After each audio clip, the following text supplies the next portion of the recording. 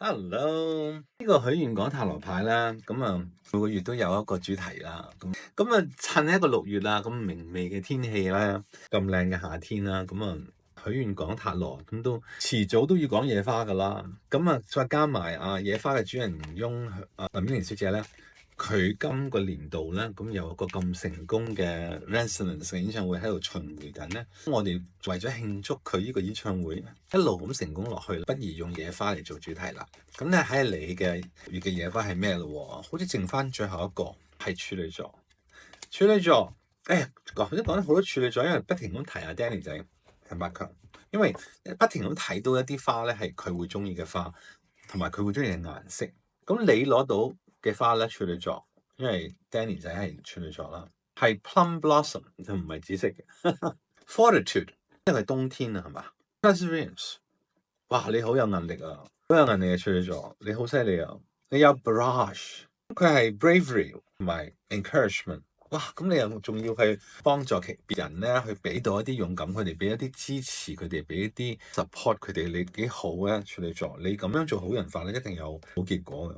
永遠都係嘅，做好人就有好結果。嗰個結果未必係即時可以見到，但係因果循環啊嘛。Elderflower 咧係 guidance by connection。哇！你啲花靚到不得了喎，處女有藍色嘅花，有紅紅地白色嘅花。Elderflower 又係紅紅地白色嘅花。咁你淨係睇花，你嘅牌野花牌已經係好到不得了啦。King of Pentacles 冇得好講嘅處女 strength。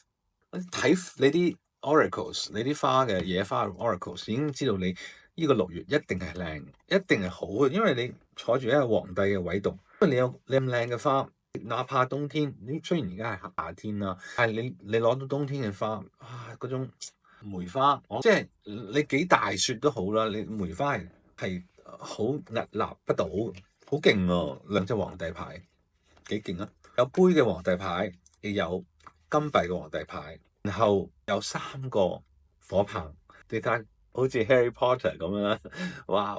變啲好犀利嘅嘢出嚟啊！對唔住，講4個火棒，咁就變嗰啲好犀利嘅嘢咧，就係一個好穩定嘅未來，好穩定嘅未來，去令到你以前過去嘅一啲睇得好唔清晰嘅把劍咧，都變成過去。因為你而家咧唔止係2個皇帝，仲係一個皇后。如果係玩普通 poker 牌咁樣咧，就係2個皇帝一個皇后，呢套牌已經係靚到不得了。再加埋我哋今個主題係野花嘅話咧，你呢個處女6月咧係屹立不倒。點樣嘅難到你嘅嘢咧？難唔到。上高有粒星星照住你，最失落嘅時候，或者最覺得自己睇唔清晰嘅時候咧，係有粒星喺你上高，喺你嘅頭上高咧，係照住你嘅，因為你有堅強，因為你堅強無比。咁所以處理你6月唯一你需要比較小心嘅就係話唔好因為太興奮咧就迷路。嗰個迷路係完全因為你嘅思想令到你迷路啫，唔係因為有啲外來嘅因素令到你迷路。因為你嗰種堅強同埋你嗰種勇敢，嗰種有人哋去俾到你嘅 connection 同埋嗰種關係啊，同埋嗰個 guidance 啊，俾到你嘅引導啊，你係攞住2個皇帝牌，然後1個皇后牌。然後最重要就係皇帝同皇后咧，都係唔同嘅元素，有金幣嘅，有杯子嘅，有火牌嘅，木棒嘅，3個咁勁嘅皇帝皇后嘅牌咧，係分別喺3個唔同嘅元素嗰度。最後個元素冇嘅係乜嘢啊？空氣，但係有空氣啊！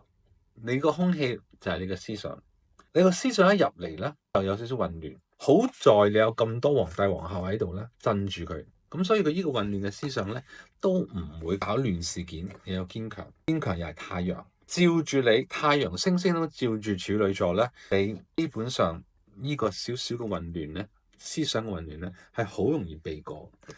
點解會你避得過咧？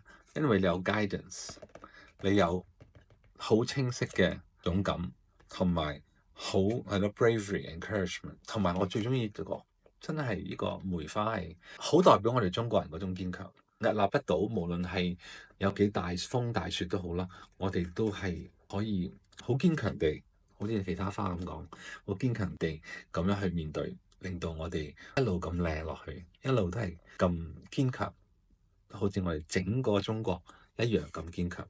處女座你就攞到呢個中國人嘅精神，恭喜晒啊！